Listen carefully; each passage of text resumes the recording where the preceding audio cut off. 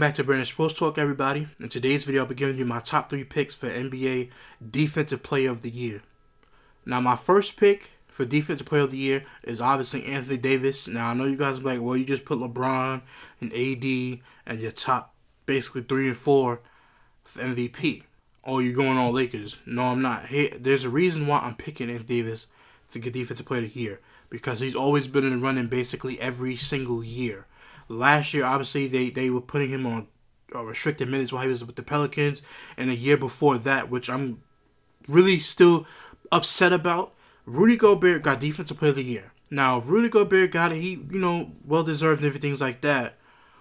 But he won it playing the least amount of games ever to get the award. And then after that, he got it in back-to-back years. I didn't think that was fair. Anthony Davis, if he didn't get it last year, obviously Rudy Gobert got it in back-to-back years. Anthony Davis deserved it 2 years ago. He was one of the best NBA players in blocks, as well as Rudy Gobert. But I'm not sure if he played more games than Rudy Gobert. But at the same time, Rudy Gobert should never have went back to back. And I'm not trying to disrespect Rudy Gobert. It is what it is.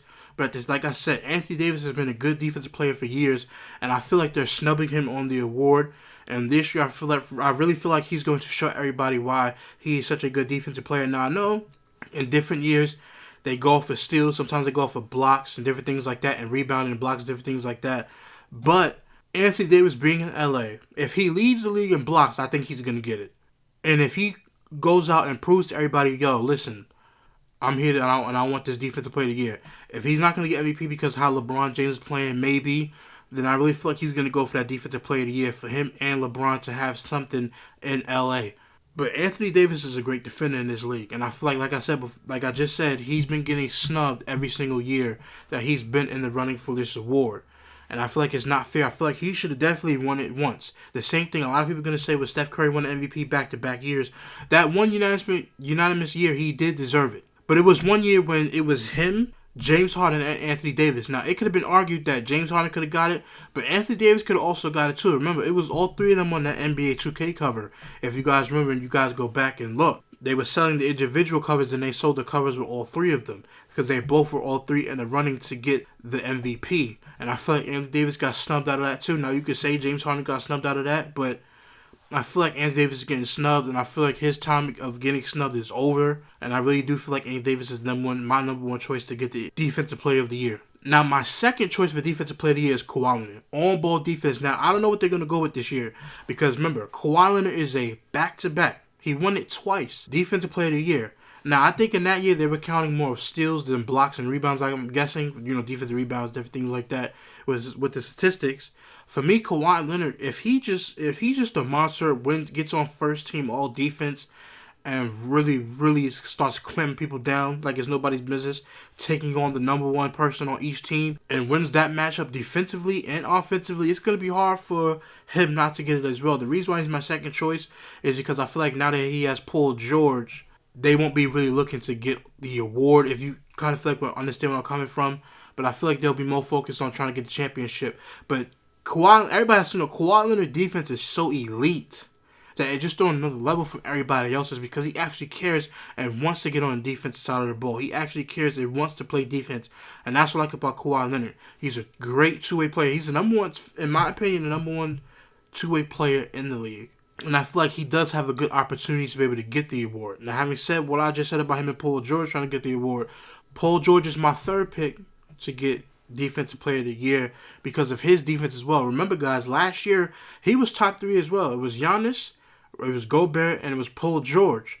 Paul George is up there the whole season until the end of the season when he got hurt and he didn't play well in the playoffs, but Paul George was in that discussion. He was also in discussion for MVP. Paul George, to me, is such a great defender that him being with, like I said, Kawhi Leonard. Like I said, I don't think both of them are trying to go for it, but I think the team that they're on, the Clippers, being such a defensive team with Patrick Beverly, Montrezl Harrell, and everybody else, the defense on that team is going to be so elite. They might. I really feel like if Anthony Davis doesn't get it, if Kawhi doesn't get it, they're definitely probably going to give it to Paul George. And if not Paul George, I don't know who else. Now, I do have a special pick, a sleeper pick for Defensive Player of the Year. And for me, that's Giannis Antetokounmpo. And the reason why I put that is because when Giannis, he can just do everything. He's so big and tall, has a length.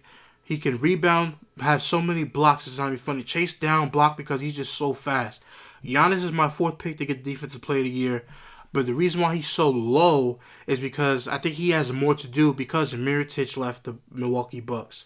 Because Malcolm Brogdon also left the team. I feel like he's going to have more responsibility, so he's not going to be really focused. Now, he is a great defensive player. Don't let me take that away from him. But I feel like he's going to focus more on offense because of those shooters being gone. I know they added Kyle Korver, but just still in general terms, I feel like he's going to be focused on offense more. So for the defensive side of the ball, it's not going to lack in any way.